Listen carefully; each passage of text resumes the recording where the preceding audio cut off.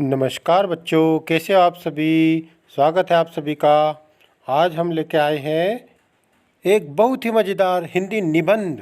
एक ऐसा निबंध जो है हिमालय पर्वत और उससे निकलने वाली प्रमुख नदियों के बारे में। इस निबंध में लेखक ने हिमालय को पिता तथा नदियों को बेटियां बताया है और इन नदियों का बेटी के रूप में बहुत ही सुंदर चित्रण किया है और इन नदियों का समुद्र के प्रति प्रेम तथा हिमालय के प्रति प्रेम दर्शाया है। तो इस बहुत ही सुंदर और अप्रतिम निबंध का नाम है हिमालय की बेटियां, जो आपकी कक्षा 7वीं की हिंदी पाठ्यपुस्तक बसंत बाग 2 से पाठ 3 से लिया गया है। इसके लेखक श्री नागार्जुन जी हैं। तो आइए अब थोड़ा लेखक के विषय में जान लेते हैं। लेखक श्री नागार्जुन जी, जिनका जन्म 11 जून 1911 को हुआ और ये हिंदी और मैथिली के अप्रतिम लेखक और कवि थे। अनेक भाषाओं के ज्ञाता तथा प्रगतिशील विचारधारा के साहित्यकार नागार्जुन ने हिंदी के अतिरिक्त मैथिली, संस्कृत एवं बांग्ला में मौलिक रचनाएं भी की थी तथा संस्कृत, मैथिली एवं बांग्ला से अनुवाद कार्य भी किया।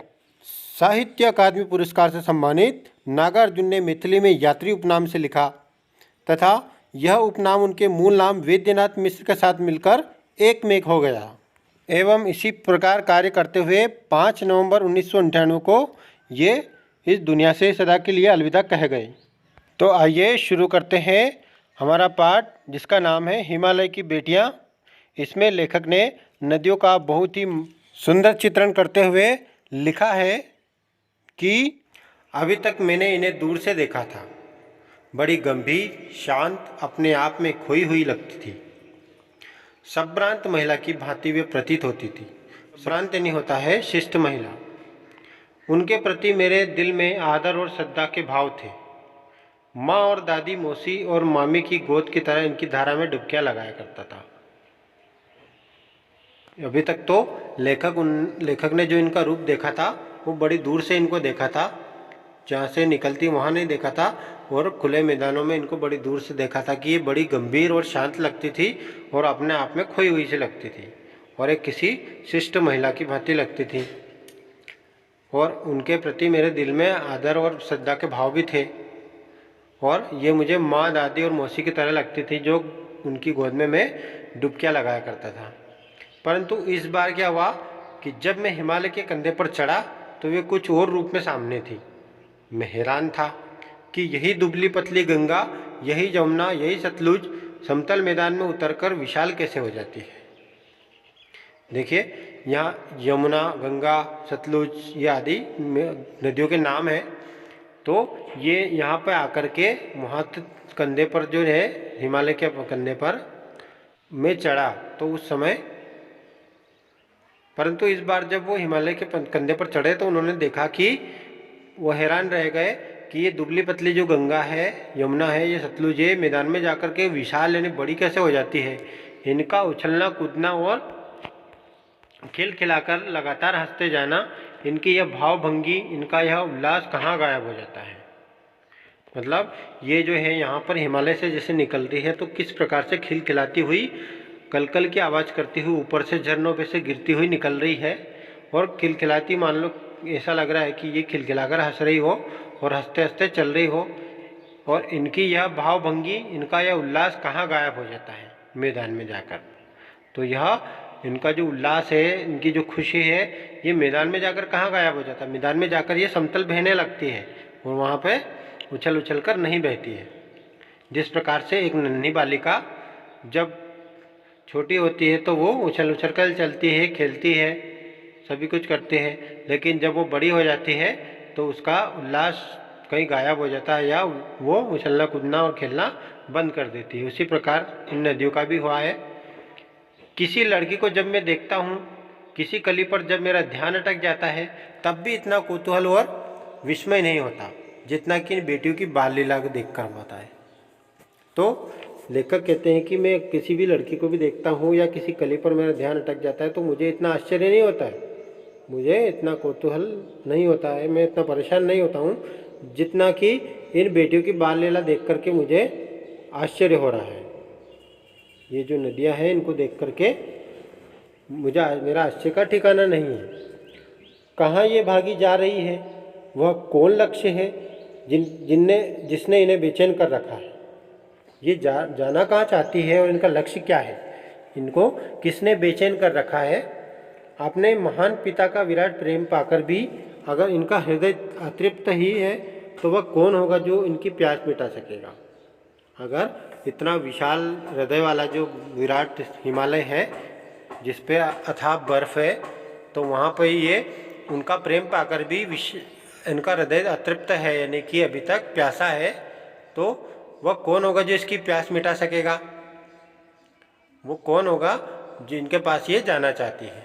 बर्फ़ जली नंगी पहाड़ियाँ, छोटे छोटे पौधे से भरी घाटियाँ, बर्फ़ से पूरी तरह ढकी हुई पहाड़ियाँ और छोटे छोटे पौधों से ढकी हुई घाटियाँ। बंधुर आदित्यकाएँ, यानी पहाड़ के ऊपर की समतल भूमि जो मुकुट के समान है। सरसब्ज उपत्यकाएँ, यानी कि जो हरी भरी घाटियाँ हैं। ऐसा है इनका लीला निकेतन। तो ये उनमें से निकलती है, कभी नंगी पहाड़ियों से होकर, तो कभी छोटे छोटे पौधों से भरी घाटियों से निकलती है, कभी बंधुर आदित्यकाएँ यानी कि पहाड़ की समतल भूमि से निकलती है, या फिर हरी भरी घाटियों में से होकर निकलती है। तो ऐसा इनका लीला निकेतन है। निकेतन यानी इनका स्थान जो है खेलने कूदने का, तो इनकी लीला का निकेतन है। ये वहाँ अपनी लीलाएँ दिखाती है। खेलते खेलते जब ये जरा दूर निकल जाती हैं तो देवदार, चीड़, सरोवर, जिनार, सफेदा, केल के जंगलों में पहुंचकर शायद इन्हें बीती बातें याद करने का मौका मिल जाता होगा। ये विभिन्न प्रकार के पेड़ों के नाम हैं, वृक्षों के नाम हैं। तो इनसे वो खेलती खेलती जब ज़रा दूर निकल जाती है तो शायद उनको फिर बीती बातें करने का मौका मिल जाता होगा। कौन जाने बुढ़ा हिमालय अपनी इन नटखट बेटियों के लिए कितना सिर धुनता होगा। ये बात कौन जानता है कि जो इसका पिता है बूढ़ा हिमालय, वो अपनी इन नटखट बेटियों के लिए कितना सिर धुनता होगा, यानी कितना परेशान होता होगा। बड़ी बड़ी चोटियों से जाकर पूछिए तो उत्तर में विराट मौन के सिवाय उनके पास और रखा ही क्या है।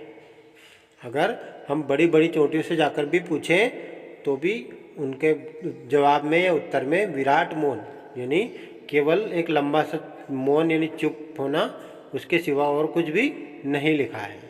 वो मौन ही रहेंगे, कोई जवाब नहीं देंगे। सिंधु और ब्रह्मपुत्र ये दो ऐसे नाम हैं जिनके सुनते ही रावी, सतलुज, व्यास, चनाब, झेलम, काबुल यानी कुबा, कपिशा, गंगा, यमुना, सरयू, गंडक, कोशी आदि हिमालय की छोटी बड़ी सभी बेटियां आंखों के सामने नाचने लगती हैं। अगर सिंधु और ब्रह्मपुत्र ऐसी नदियां हैं जिनके अंदर ये सारी नदियां मिली हुई है, अगर हम उन दोनों का नाम सुनते हैं तो हमें इन सब का ख्याल आ जाता है और इन सब बेटियां हमारे आंखों के सामने नाचने लगती है, नहीं इनका सबका ख्याल हमारे दिमाग में आ जाता है। वास्तव में सिंधु और ब्रह्मपुत्र स्वयं कुछ नहीं है। ये दोनों नदियां जो है सिंधु और ब्रह्मपुत्र, ये अपने आप में कुछ नहीं है। दयालु हिमालय के पिघले हुए दिल की एक एक बूंद से न जाने कब से इकट्ठा होकर इन दो महानदियों के रूप में समुद्र की ओर प्रवाहित होती रही है। ये जो दयालु हिमालय है, ये अपनी जो बर्फ़ है उसको धीरे धीरे पिघलने से ये बनी है। एक एक बूंद इकट्ठा होकर के इन्होंने महानदी का रूप लिया है और फिर ये महानदी के रूप में बहने लगी है। तो ये अपने आप में कुछ नहीं है। कितना सौभाग्यशाली है वह समुद्र जिसे पर्वतराज हिमालय की इन दो बेटियों का हाथ पकड़ने का श्रेय मिला है। वह समुद्र कितना सौभाग्यशाली है जिसे ये पर्वतों का राज्य जो हिमालय है, उनकी इन दो बेटियां जो गंगा और सिंधु और ब्रह्मपुत्र है, इन दो बेटियों का हाथ पकड़ने का श्रेय मिला। यानी कि ये जो नदियां हैं दोनों सिंधु और ब्रह्मपुत्र, ये दोनों पर्वतों से निकल के यानी हिमालय पर्वत से निकल करके और समुद्र में जाकर मिलती है। तो यहाँ समुद्र को अपना दामाद बताया है पर्वतराज ने, कि लेखक ने कहा है कि पर्वतराज का ये दामाद है जो इन नदियों का हाथ पकड़ने का श्रेय उसे मिला है। यानी वो उनके प्रेम पाने के लिए वहाँ से तड़प रही है और प्रेम पाने के लिए निकलती है नदियाँ। जिन्होंने मैदान में ही इन नदियों को देखा होगा, उनके ख्याल में शायद ही यह बात आ सके कि बूढ़े हिमालय की गोद में बच्चियां बनकर ये कैसे खेला करती हैं। अगर किसी व्यक्ति ने नदियों को देखा होगा मैदानों में केवल, तो उनके ख्याल में यही रहा होगा कि ये जो बूढ़ी, उनके दिमाग में ये बात आई नहीं होगी कभी कि बूढ़े हिमालय की गोद में बच्चे किस प्रकार से खेलती है और कैसे कैसे वहाँ लीलाएं करती है। माँ बाप की गोद में नंग धड़ंग होकर खेलने वाली इन बालिकाओं का रूप पहाड़ी आदमियों के लिए आकर्षक भले ही न हो, लेकिन मुझे तो ऐसा लुभावना प्रतीत हुआ। वह रूप की हिमालय को ससुर और समुद्र को उसका दामाद कहने में कुछ भी झिझक नहीं होती है। यानी कि लेखक ने यहाँ तक कह दिया कि हिमालय तो ससुर है और समुद्र इसका दामाद है, और ये नदियाँ जो है उनकी हिमालय की बेटियाँ हैं। तो ये जो इनका नंग धड़ंग खेलने का, यानी कि जो छोटी बच्चियाँ होती है वो नंग धड़ंग होकर के यानी अपने पिता की गोद में, माँ या बाप की गोद में खेलती रहती है, उनको कोई दिक्कत नहीं होती। उसी प्रकार से ये नदियाँ, जो छोटी नदियाँ हैं, अभी हिमालय पर्वत से निकल रही है, तो हिमालय की गोद में वो किस प्रकार से अटकेलियाँ करती हैं वहाँ पे, और उनको ये आकर्षक लगता है, लेखक को देखकर लुभावना प्रतीत होता है, यानी कि उनको, उनके मन को अच्छा लगने वाला है, लुभाने वाला लगता है। और उन्होंने हिमालय को समुद्र और हिमालय को ससुर और समुद्र को दामाद कहने में बिल्कुल भी झिझक महसूस नहीं होती है उनको। चलिए आगे देखते हैं। कालिदास के वीरा यक्ष ने अपने दूत से कहा था, वेत्रवती यानी बेतवा नदी को प्रेम का प्रतिदान देते जाना, तुम्हारी वह प्रेयसी तुम्हें पाकर अवश्य ही प्रसन्न होगी। देखिए, यहाँ माँ सरस्वती के कृपा पात्र महाकवि कालिदास की एक रचना है मेघदूत में, जिसमें वर्णन किया गया है कि कोई यक्ष था, वह अपनी पत्नी के प्रेम में इतना असावधान हुआ कि वह अपना कामकाज सब भूल गया। तो यक्षपति ने उसे श्राप दिया कि वह वर्ष भर अपनी पत्नी के विरह को सहेगा। इससे उसकी महिमा समाप्त हो गई, और फिर उसने रामगिरी के आश्रम में जाकर बस्ती बना ली, और वहाँ जाकर उन्होंने अपने छायादार वृक्षों में रहने लगे। तो वहीं अपनी स्त्री के विछोह में उसने कामी यक्ष ने जो है पर्वत पर कई मास बिताए, और वह बहुत उदास रहने लगा। तब सावन के मास में इस पहाड़ की चोटी पर झुके हुए मेघ बादल, यानी कि मेघ नहीं होता बादल, तो उस बादल को देखा और उस मेघ के द्वारा पत्नी का संदेश देने का निश्चय किया। उस मेघ के द्वारा अपनी पत्नी को संदेश देने का उसने निश्चय किया। तो इस प्रकार से वो महाकवि कालिदास ने उन्होंने वर्णन किया है कि जो मेघदूत है, यानी बादलों को अपना दूत बना करके भेजना चाहता है वो यक्ष, तो बादलों के सहायता से वो वेत्रवती नदी में जल बरसाना चाहता है और उसको अपना प्रेम का प्रतिदान देना चाहता है। तो तुम्हारी जो प्रेयसी है वो इसको पाकर के बहुत प्रसन्न होगी, और जो तुम्हारे प्रेम करने वाली है वो बहुत ही इसको प्रसन्न होगी, पाकर के, तुम्हारा प्रेम पाकर के वो प्रसन्न होगी। यह बात इन चंचल नदियों को देखकर मुझे अचानक याद आ गई, और सोचा कि शायद उस महाकवि को भी नदियों का सचेतन रूपक पसंद था। तो उनको ये देख करके याद आ गया अचानक से, जो हमारे कवि है, लेखक है, उनको याद आ गया कि शायद महाकवि कालिदास जी को भी इन नदियों का जो ये हंसता खिलखिलाता रूप जो है वो बहुत पसंद था। सचेतन यानी हंसता खिलखिलाता हुआ। दरअसल जो भी नदियों को पहाड़ी घाटियों और समतल आंगनों और के मैदानों में जुदा जुदा शक्लों में देखेगा, वो इसी नतीजे पर पहुँचेगा। यानी इन नदियों को जो भी समतल मैदानों पर, घाटियों पर या खुले मैदानों में देखेगा, यानी जुदा जुदा शक्लों में, एक अर्थ है अलग अलग रूप में देखेगा, तो वह इसी नतीजे पर पहुंचेगा, यानी वो भी यही सोचेगा जो मैं सोच रहा हूँ। काका कालेलकर ने नदियों को लोकमाता कहा है।